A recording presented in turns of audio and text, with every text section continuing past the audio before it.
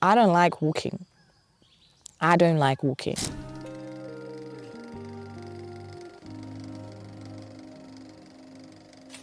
I've got a story that I will tell you. When I was younger, I was like 8 years old, I had to walk like 5K. This was in Zimbabwe. It was boiling hot.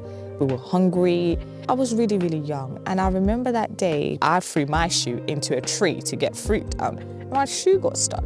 And I remember in that moment saying, I am not walking. I don't like walking. As soon as I can, I'm going to drive. So when I started driving when I was 17, I was like so happy. Even like to go to the shop at the end of my road, I will not.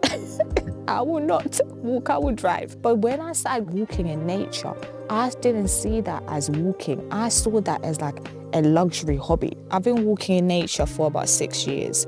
And when I decided to do this, it was more like, can I literally just walk as a luxury?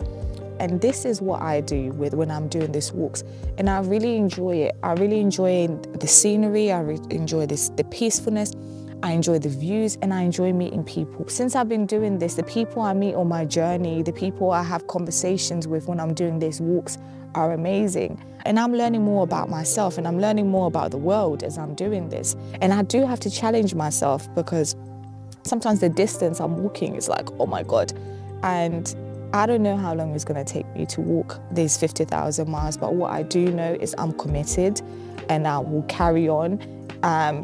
This is going to get me to also get to see loads of different parts of the world, just because I've decided to walk for compassion, because I believe compassion can change the world. And I feel like it's something that we're missing in a world that is, to an extent, brutal.